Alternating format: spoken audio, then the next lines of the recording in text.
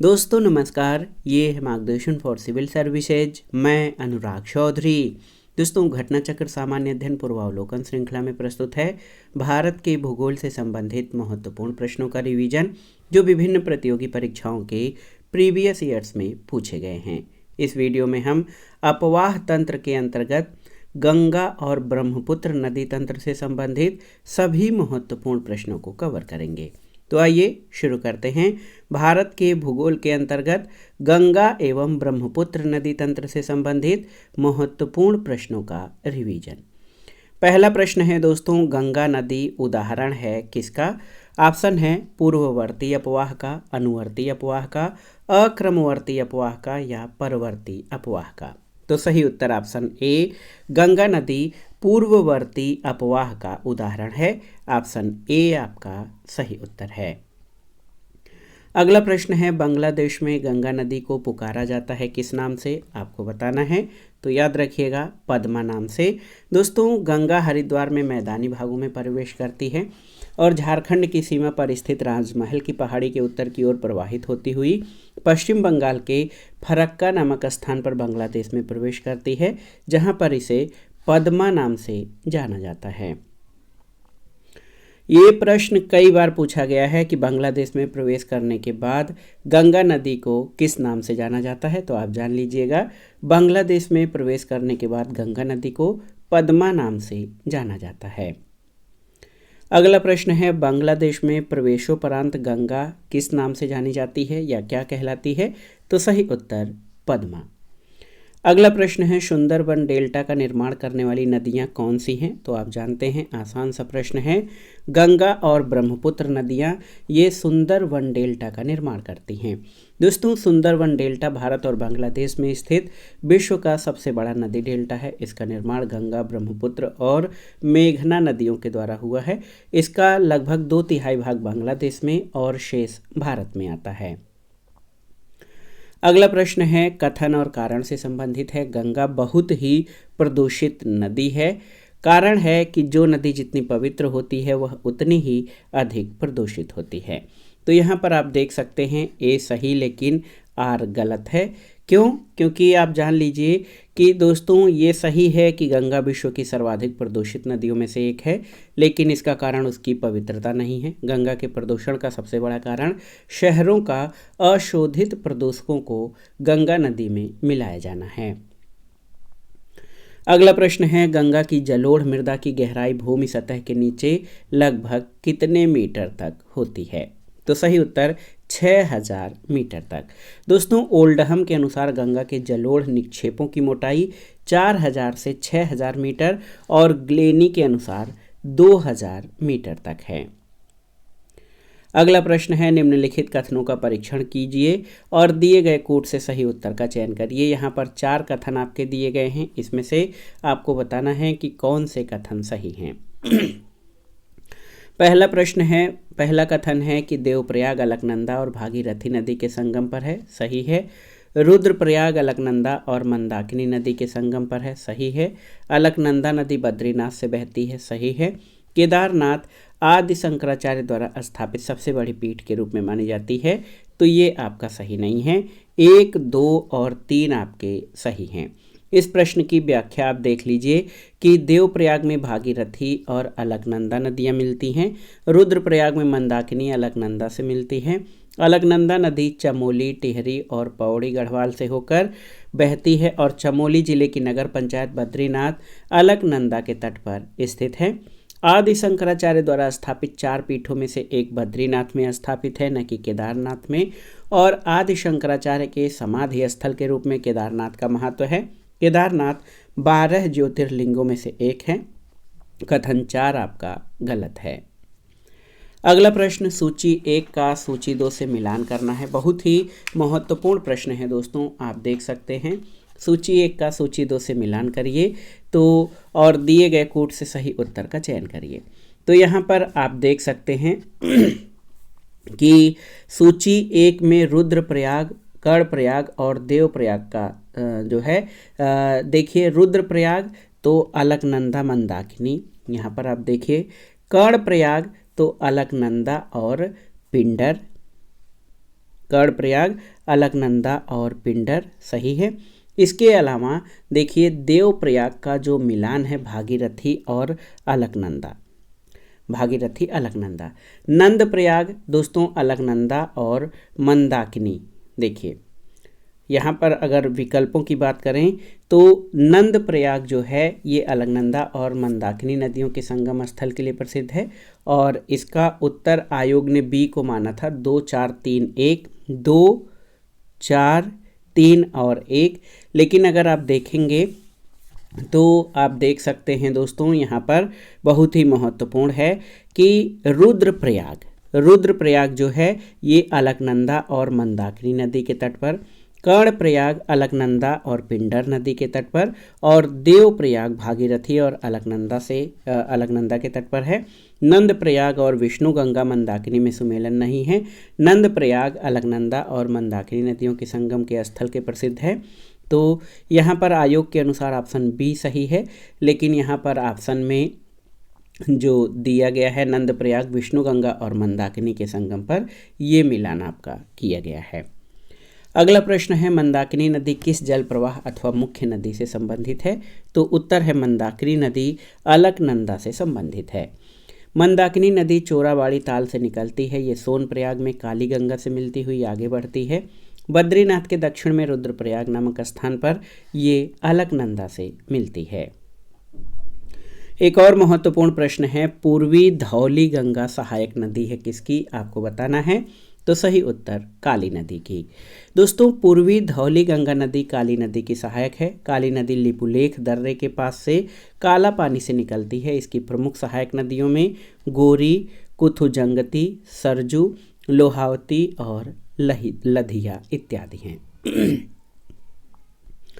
अगला प्रश्न है निम्नलिखित स्थानों में कहाँ पर भागीरथी और अलकनंदा नदियाँ मिलती हैं? तो बहुत ही महत्वपूर्ण है। भागीरथी अलकनंदा दोस्तों ये देवप्रयाग में मिलती हैं। देवप्रयाग उत्तराखंड के टिहरी गढ़वाल जिले में स्थित प्रसिद्ध तीर्थ स्थल है। ये अलकनंदा और भागीरथी नदियों के संगम पर है। इस संगम स्थल के बाद जो नदी है उसको गंगा के नाम से जाना जाता है। देवप्रयाग उत्तराखंड के 5 प्रयागों में से एक है और विष्णु प्रयाग में धौली गंगा और अलकनंदा नदियों का संगम होता है। अगला प्रश्न है किस स्थान पर अलकनंदा और भागीरथी का संगम होता है? आपको बताना है। तो सही उत्तर आपका हो जाएगा देवप्रयाग में। ये प्रश्न बहुत पूछा जाता है। आपको याद रखना है कि अलकनंदा और भागीरथी नदियों का संगम ये देवप्रयाग में होता है। अगला प्रश्न है दोस्तों निम्नलिखित नगरों में अलकनंदा और भागीरथी कहाँ मिलकर गंगा नदी बनाते हैं? तो सही उत्तर देवप्रयाग में। अगला प्रश्न है उस नदी का नाम बताइए जो केदारनाथ से रुद्रप्रयाग के मध्य बहती है। तो ये बहुत ही महत्वपूर्ण प्रश्न है। ये मंदाकिनी नदी है। दोस्तों केदारनाथ से रुद्रप्रयाग के मध्य प्रवाहित होने वाली नदी मंदाकिनी है। अगला है निम्नलिखित में से किस नदी के तट पर बद्रीनाथ का प्रसिद्ध मंदिर स्थित है? आपको बताना है। बहुत ही महत्वपूर्ण प्रश्न है। ऑप्शन है अलकनंदा, भागीरथी, मंदाकिनी या गंगा। तो सही उत्तर अलकनंदा ऑप्शन ए। दोस्तों बद्रीनाथ का प्रसिद्ध मंदिर अलकनंदा नदी के तट पर है, जबकि केदारनाथ मंदाकिनी नदी के तट पर स्थित है। अगला प्रश्न है भारत की सबसे बड़ी वाह नदी या अपवाह क्षेत्र वाली नदी कौन सी है? तो ऑप्शन है महानदी, गोदावरी, गंगा या नर्मदा। तो सही उत्तर है नदियों की वाह लंबाइयाँ जो हैं सबसे अधिक गंगा की है। ऑप्शन सी आपका सही उत्तर है। अगर आप देखेंगे तो गंगा नदी की लंबाई 25 किलोमीटर यानी 2525 किलोमीटर, गोदावरी की 1465 किलोमीटर, नर्मदा की 1312 और महानदी की 851 किलोमीटर लंबाई है। तो सबसे लंबी भारत की नदी गंगा है। अगला प्रश्न है भारत की सबसे लंबी नदी कौन सी है? तो आप जानते हैं गंगा नदी भारत की सबसे लंबी नदी है। गंगा नदी की लंबाई 2525 किलोमीटर है। ब्रह्मपुत्र और सिंधु नदी लंबाई की दृष्टि से गंगा से अधिक हैं, लेकिन इनका विस्तार भारत में अपेक्षाकृत कम है। गोदावरी प्रायद्वीपीय भारत की प्रमुख नदी है और इसे दक्षिण गंगा भी कहा जाता है। अगला प्रश्न है भागीरथी नदी निकलती है कहाँ से? तो सही उत्तर है गोमुख से। भागीरथी गंगोत्री से लगभग 18 किलोमीटर दूर शिवलिंग शिखर के नीचे गंगोत्री हिमनद के गोमुख से निकलती हैं। अगला प्रश्न है गंगा नदी की एकमात्र सहायक नदी जिसका उद्गम मैदान में है वो कौन सी है? ऑप्शन है सोन, शारदा अथवा सरयू, गोमती या रामगंगा। तो सही उत्तर गोमती नदी। दोस्तों गोमती नदी का उद्गम क्षेत्र गोमत ताल फुलहर झील जिला पीलीभीत में है। ये गंगा नदी की एकमात्र सहायक नदी है जिसका उद्गम मैदान से होता है। अगला प्रश्न कथन और कारण से संबंधित है, बहुत ही महत्वपूर्ण है। कथन है दिल्ली और आगरा के मध्य वर्ष के अधिकांश समय में यमुना नदी मृत हो जाती है। कारण है यमुना असतत वाहिनी नदी है। तो दिल्ली और आगरा के मध्य वर्ष के अधिकांश समय में यमुना नदी मृत हो जाती है, सही है। यमुना असतत वाहिनी नदी है, ये सही नहीं है। तो ए सही परंतु आर गलत है। ऑप्शन सी आपका सही उत्तर है। दोस्तों आप जान लीजिए यमुना जो है ये लगातार यानी सतत वाहिनी नदी है। इसका उद्गम यमुनोत्री ग्लेशियर है और दिल्ली और आगरा के मध्य वर्ष के अधिकांश समय में यमुना नदी के मृत हो जाने का कारण प्रदूषण है। अगला है निम्नलिखित नदियों में कौन एक यमुना की सहायक नदी नहीं है? बेतवा, चंबल, केन या रामगंगा। तो सही उत्तर रामगंगा। दोस्तों रामगंगा नदी गंगा की सहायक नदी है, यमुना की नहीं। चंबल, बेतवा, केन ये यमुना की सहायक नदियां हैं। अगला प्रश्न है यमुना नदी का उद्गम स्थल क्या है? तो सही उत्तर है बंदरपूंछ। दोस्तों यहाँ पर आप देखिए ऑप्शन बी आपका सही उत्तर है। यमुना नदी यमुनोत्री हिमनद के बंदरपूंछ चोटी के पास से उद्गमित होती है। अगला प्रश्न बहुत ही महत्वपूर्ण है, आप देख सकते हैं यमुना नदी की निम्नलिखित सहायक नदियों पर विचार कीजिए और उन्हें पश्चिम से पूर्व के क्रम में व्यवस्थित कीजिए। ये प्रश्न बहुत ही महत्वपूर्ण है, आप देख सकते हैं। देखिए बेतवा, केन, सिंध और चंबल। तो सही उत्तर है चंबल, सिंध, बेतवा और केन। ऑप्शन ए आपका सही उत्तर हो जाएगा यमुना की सहायक नदियों में पश्चिम से पूर्व की ओर। दोस्तों आप देख लीजिए कि यमुना नदी की सहायक नदियां पश्चिम से पूर्व की ओर क्रम में चंबल, सिंध, बेतवा और केन हैं। चंबल नदी मध्य प्रदेश के महू के निकट से निकलती है। ये नदी राजस्थान के सवाई माधोपुर और धौलपुर से होते हुए अंत में यमुना में मिल जाती है। अगला प्रश्न है निम्नलिखित में से कौन सी नदी यमुना नदी से नहीं मिलती है? केन, बेतवा, सोन या चंबल। तो याद रखिएगा सोन नदी ये यमुना से नहीं मिलती है, यानी सोन यमुना की सहायक नदी नहीं है। दोस्तों मध्य प्रदेश की प्रमुख नदियों में सोन नदी ये गंगा की सहायक नदी है, जबकि केन, बेतवा और चंबल ये यमुना की सहायक नदियां हैं। अगला प्रश्न है निम्नलिखित में से कौन सी नदी चंबल में नहीं मिलती है? आपको बताना है। क्षिप्रा, काली सिंध, बेतवा और पार्वती। तो सही उत्तर ऑप्शन सी बेतवा। बेतवा नदी मध्य प्रदेश में विंध्य पर्वत श्रृंखला से समुद्र तल से 576 मीटर की ऊंचाई से रायसेन जिले से निकलती है। ये उत्तर प्रदेश के हमीरपुर जिले में यमुना नदी से मिलती है। शेष नदियां चंबल से मिलती हैं। अगला प्रश्न है बेतवा नदी निकलती है कहाँ से? आपको बताना है। तो सही उत्तर विंध्य पहाड़ियों से। ऑप्शन सी आपका सही उत्तर है। बेतवा नदी विंध्य पहाड़ियों से निकलती है। अगला प्रश्न है बेतवा नदी मिलती है किससे? ऑप्शन है गंगा, यमुना, ब्रह्मपुत्र या सोन से। तो याद रखिएगा दोस्तों बेतवा नदी यमुना से मिलती है। ऑप्शन बी आपका सही उत्तर है। अगला प्रश्न है इनमें गंगा की कौन सी सहायक नदी उत्तर वाहिनी है? ऑप्शन देखिए दोस्तों बहुत ही महत्वपूर्ण प्रश्न है। कोसी, घाघरा, सोन या गंडक। तो सही उत्तर सोन। दोस्तों अमरकंटक के पठार से निकलने वाली सोन गंगा के दक्षिणी तट या दाहिने तट की मुख्य सहायिका है, जो पठार के किनारे पर जलप्रपातों की एक श्रृंखला बनाती हुई उत्तर दिशा की ओर बहती है। अगला प्रश्न है निम्नलिखित में से कौन सी नदी गंगा नदी में बाएं से नहीं मिलती है? गोमती, घाघरा, कोसी या सोन। तो सही उत्तर घाघरा नदी। दोस्तों आप जान लीजिए कि घाघरा नदी जो है ये गंगा नदी में बाएं से नहीं मिलती है। अगला प्रश्न है, कौन सी श्रेणी यमुना और सोन के मध्य जल द्विविभाजक का कार्य करती है? ऑप्शन है भांडेर, कैमूर, मैकल या मुकुंदवारा। तो सही उत्तर कैमूर। दोस्तों, यमुना और सोन नदी के मध्य जल द्विविभाजक का कार्य कैमूर श्रेणी करती है। सोन नदी प्रायद्वीपीय भारत में आने वाली गंगा की एक प्रमुख सहायक नदी है।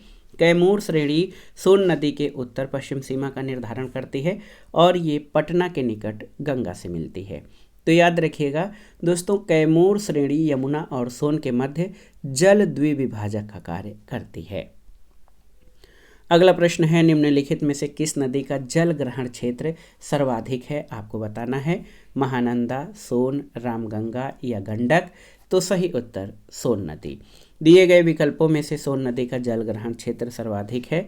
महानंदा का 207.285 वर्ग किलोमीटर, सोन का 70,055 वर्ग किलोमीटर, रामगंगा का 30,811 वर्ग किलोमीटर और गंडक का 45,731 वर्ग किलोमीटर जल ग्रहण क्षेत्र है। तो इन विकल्पों में से सबसे अधिक जल ग्रहण क्षेत्र सोन नदी का है। अगला प्रश्न है दोस्तों, मोरी बंद डेल्टा किस डेल्टा का एक उपविभाग है? आपको बताना है। तो सही उत्तर बंगाल डेल्टा। दोस्तों, दो हिमालयी नदियां गंगा और ब्रह्मपुत्र एक गैर हिमालयी नदी मेघना के साथ मिलकर विश्व के सर्वाधिक बृहद डेल्टा का निर्माण करती हैं, जिसे Ganga Brahmaputra delta, Ganga delta, Sundarban delta या बंगाल डेल्टा के नाम से जाना जाता है। इसे दो भागों में पश्चिमी निष्क्रिय डेल्टा और पूर्वी सक्रिय मेघना डेल्टा में विभाजित किया जाता है।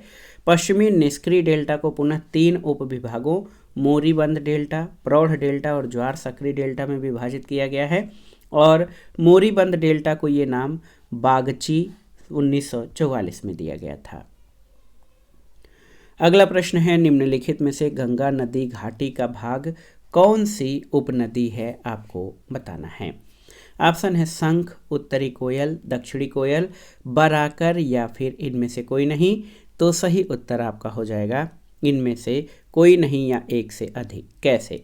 आप देखिए, उत्तरी कोयल झारखंड से बहने वाली एक नदी है जो सोन नदी की सहायक नदी है। ये सोन नदी के दाहिने तट पर मिलती है। सोन नदी दक्षिणी भाग से गंगा में मिलने वाली दूसरी सबसे बड़ी, जो कि पहली यमुना नदी है, ये सहायक नदी है। सोन नदी पटना के पास गंगा में मिलती है। दक्षिणी कोयल नदी झारखंड और ओडिशा में प्रवाहित होती है। दक्षिणी कोयल नदी उत्तरी कारो नदी के साथ मिलकर कोयल नदी के रूप में प्रवाहित होती है, जो ओडिशा के राउरकेला के पास शंख नदी से मिलकर ब्राह्मणी नदी के नाम से प्रवाहित होती है। बराकर नदी दामोदर नदी की मुख्य सहायक है, जो झारखंड के कोडरमा पठार से निकलकर हजारीबाग होते हुए दामोदर में मिलती है। दामोदर निचली गंगा बेसिन में हुगली नदी से मिलती है। दामोदर नदी बेसिन गंगा नदी बेसिन का उप बेसिन है और इस तरह बराकर और उत्तरी कोयल गंगा नदी घाटी की उपनदियां हैं। तो सही उत्तर ऑप्शन ई हो जाएगा। बराकर और उत्तरी कोयल नदी ये जो है गंगा नदी घाटी की दो उपनदियां हैं। अगला प्रश्न है, बिहार राज्य में गंगा के किनारे स्थित जिलों की संख्या कितनी है? तो ये बीपीएससी से संबंधित है, 12 जिले। याद रखिएगा दोस्तों, ये प्रश्न बहुत ही महत्वपूर्ण है। आप देखिए, बिहार के 12 जिले गंगा नदी के तट पर हैं, जिनमें सारण, बक्सर, भोजपुर, पटना, वैशाली, समस्तीपुर, बेगूसराय, लखीसराय, मुंगेर, खगड़िया, भागलपुर और कटिहार शामिल हैं। अगला प्रश्न है, बिहार के किस जिले में गंगा नदी सबसे लंबी है? तो याद रखिएगा दोस्तों, गंगा की सर्वाधिक लंबाई पटना में है। ऑप्शन सी आपका सही उत्तर हो जाएगा। अगला प्रश्न है, कौन सी एक नदी भारतीय गंगा नदी बेसिन का हिस्सा नहीं है? ऑप्शन है पुनपुन नदी, अजय नदी, जलांगी नदी या जोंक नदी। तो सही उत्तर जोंक नदी। जोंक नदी महानदी बेसिन का हिस्सा है, जो कि महानदी की सहायक नदी है। ये भारत के ओडिशा और छत्तीसगढ़ राज्यों से होकर प्रवाहित होती है। पुनपुन, अजय और जलांगी नदी गंगा नदी बेसिन का हिस्सा है। पुनपुन नदी का प्रवाह झारखंड और बिहार में, अजय नदी झारखंड और पश्चिम बंगाल में और जलांगी नदी का प्रवाह पश्चिम बंगाल में होता है। अगला है, निम्नलिखित में से कौन सी नदी उत्तर प्रदेश राज्य से होकर प्रवाहित नहीं होती है? आपको बताना है। ऑप्शन है सोन, हिंडन, गंडक या शारदा। तो आप देखिए गंडक नदी दोस्तों ये उत्तर प्रदेश से प्रवाहित नहीं होती, ये नेपाल से निकलकर बिहार में मिलती है और सोनपुर पटना के निकट गंगा नदी से मिल जाती है। सोन, हिंडन और शारदा नदी उत्तर प्रदेश राज्य से प्रवाहित होती हैं, न कि गंडक नदी।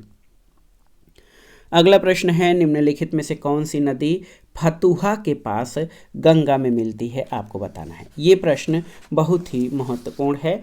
फतुहा के पास कौन सी नदी गंगा में मिलती है? तो सही उत्तर क्या हो जाएगा? सही उत्तर पुनपुन नदी, ऑप्शन बी। दोस्तों पुनपुन नदी फतुहा के पास गंगा में मिलती है। गंगा नदी तंत्र के बाद आइए ब्रह्मपुत्र नदी तंत्र से संबंधित महत्वपूर्ण प्रश्नों को देखते हैं।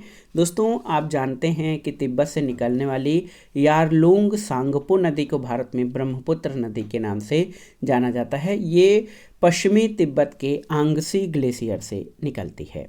प्रश्नों पर आते हैं।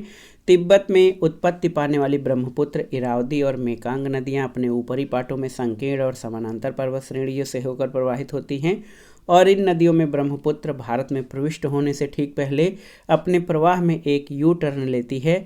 ये यू टर्न क्यों बनता है, आपको बताना है। ऑप्शन है वलित हिमालय श्रेणियों के उत्थान के कारण, भूवैज्ञानिकी तरुण हिमालय के अक्षशंखी नमन के कारण, तृतीय कल्पीय वलित पर्वतमालाओं में भू विवर्तनिक विक्षोभ के कारण, या ए और बी दोनों सही हैं। तो सही उत्तर ऑप्शन बी भूवैज्ञानिकी तरुण हिमालय के अक्षसंघी नमन के कारण ब्रह्मपुत्र तीव्र जो है मोड़ लेते हुए यू टर्न लेती है। दोस्तों तिब्बत में उत्पत्ति पाने वाली ब्रह्मपुत्र, इरावदी और मेकांग नदियां अपने ऊपरी पाटों में संकीर्ण और समानांतर पर्वत श्रेणियों से होकर बहती हैं। ब्रह्मपुत्र नदी भारत में प्रवेश से पूर्व एक यू टर्न लेती है और ये यू टर्न भूवैज्ञानिक तरुण हिमालय के अक्षसंघीय नमन के कारण है। अगला प्रश्न है भारत में यरलुंग जंगबो नदी को किस नाम से जाना जाता है? तो उत्तर है ब्रह्मपुत्र नदी के नाम से। अगला प्रश्न है तिब्बत में मानसरोवर झील के पास जिस नदी का स्रोत है वो कौन सी नदी है? तो सही उत्तर यहाँ पर आप देखेंगे ब्रह्मपुत्र, सतलज, सिंधु या उपर्युक्त सभी। तो सही उत्तर उपर्युक्त सभी। दोस्तों ब्रह्मपुत्र, सतलज और सिंधु नदियों का स्रोत तिब्बत के मानसरोवर झील के पास में ही स्थित है। अगला प्रश्न है निम्नलिखित नदियों पर विचार कीजिए। बराक, लोहित, सुबनसिरी, इसमें से कौन सी अरुणाचल प्रदेश से होकर बहती हैं? इनमें से कौन सी नदियां? तो सही उत्तर है लोहित और सुबनसिरी, केवल 2 और 3। दोस्तों लोहित और सुबनसिरी नदियां अरुणाचल प्रदेश से होकर बहती हैं, जबकि बराक नदी मणिपुर पहाड़ी से निकलकर मणिपुर, मिजोरम और असम से बहती हुई बांग्लादेश में प्रवेश कर जाती है। अगला प्रश्न है मानस नदी किस नदी की उपनदी है? आपको बताना है। तो सही उत्तर मानस ब्रह्मपुत्र की सहायक नदी है। अगला प्रश्न है ब्रह्मपुत्र नदी तिब्बत में किस नाम से जानी जाती है? आपको बताना है। तो सही उत्तर सांगपो नाम से, ऑप्शन डी आपका सही उत्तर है। ब्रह्मपुत्र नदी तिब्बत में सांगपो या सापू के नाम से जानी जाती है। अगला प्रश्न है ब्रह्मपुत्र नदी का बहाव क्षेत्र क्या है? आपको बताना है। तो सही उत्तर ब्रह्मपुत्र नदी तिब्बत, बांग्लादेश और भारत में प्रवाहित होते हुए बंगाल की खाड़ी में गिरती है। तो याद रखिएगा ब्रह्मपुत्र नदी का बहाव क्षेत्र तिब्बत यानी चीन, बांग्लादेश और भारत है। अगला प्रश्न है कौन सी ब्रह्मपुत्र की सहायक नदियां हैं? यहाँ पर 3 नदियों के नाम दिए गए हैं, दिबांग, कामेंग और लोहित। इनमें से कौन सी ब्रह्मपुत्र की सहायक नदियां हैं? तो याद रखिएगा ये तीनों ही ब्रह्मपुत्र की सहायक नदियां हैं। दोस्तों यहाँ पर आप देखिए राष्ट्रीय जल विज्ञान संस्थान रुड़की के अंतर्गत दिबांग अरुणाचल प्रदेश के लोअर दिबांग घाटी में प्रवाहित होती हुई है। ये ब्रह्मपुत्र की प्रमुख सहायक नदी है। कामेंग अरुणाचल प्रदेश के तवांग जिले में पूर्वी हिमालय की पहाड़ियों से उद्गमित होती है। ये अरुणाचल प्रदेश में कामेंग नाम से और असम में जिया भारेली के नाम से जानी जाती है। ये भी ब्रह्मपुत्र की प्रमुख सहायक नदी है। और लोहित ये पूर्वी तिब्बत में जयालचू पर्वत श्रेणी से उद्गमित नदी ब्रह्मपुत्र की सहायक नदी है। उग्र और अनियंत्रित ये नदी खून की नदी के नाम से जानी जाती है। अगला प्रश्न है तीस्ता नदी के संबंध में निम्नलिखित कथनों पर विचार कीजिए। बहुत ही महत्वपूर्ण प्रश्न है। तीस्ता नदी के संबंध में 3 कथन यहाँ पे दिए गए हैं, इसमें से कौन सा सही है? तीस्ता नदी का उद्गम वही है जो ब्रह्मपुत्र का है, लेकिन ये सिक्किम से होकर बहती है, सही नहीं है। रंगित नदी की उत्पत्ति सिक्किम में होती है और ये तीस्ता नदी की सहायक है, सही है। तीस्ता नदी भारत और बांग्लादेश की सीमा पर बंगाल की खाड़ी में जा मिलती है, तो ये सही नहीं। इसमें से केवल 2 आपका सही है। कैसे दोस्तों? तीस्ता नदी का उद्गम सिक्किम के खांगचुंग छो हिमनदी झील छोम्बो छू नदी के रूप में 5280 मीटर की ऊंचाई से होता है। ब्रह्मपुत्र नदी का उद्गम स्थल पश्चिमी तिब्बत में आंगसी हिमनद है, तो पहला कथन आपका सही नहीं है। दूसरा कथन कि रंगित नदी का उद्गम सिक्किम में होता है, ये नदी तीस्ता की सहायक नदी है, कथन 2 सही है। और तीसरा, तीस्ता नदी ब्रह्मपुत्र की सहायक नदी है। तीस्ता नदी भारत के सिक्किम और पश्चिम बंगाल से होते हुए बांग्लादेश में ब्रह्मपुत्र से मिलती हुई बंगाल की खाड़ी में गिरती है, तो तीसरा कथन भी आपका सही नहीं है।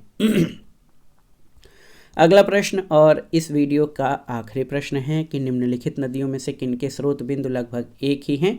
तो सही उत्तर ब्रह्मपुत्र और सिंधु नदी। दोस्तों, ब्रह्मपुत्र और सिंधु नदियों का उद्गम तिब्बत का पठार है। ऑप्शन सी आपका सही उत्तर है। तो दोस्तों, ये था आज का वीडियो। घटना चक्र सामान्य अध्ययन पूर्वावलोकन श्रृंखला के अंतर्गत भारत के भूगोल में अपवाह तंत्र के अंतर्गत हमने गंगा और ब्रह्मपुत्र नदी तंत्र से संबंधित महत्वपूर्ण प्रश्नों को कवर किया। ये प्रश्न आपके आगामी परीक्षाओं के लिए बहुत ही उपयोगी हैं, आप इनको तैयार कर लीजिएगा। वीडियो आपको कैसा लगा हमें कमेंट बॉक्स में ज़रूर बताइएगा। वीडियो को लाइक करें, शेयर करें और इस चैनल मार्गदर्शन फॉर सिविल सर्विसेज को सब्सक्राइब करें।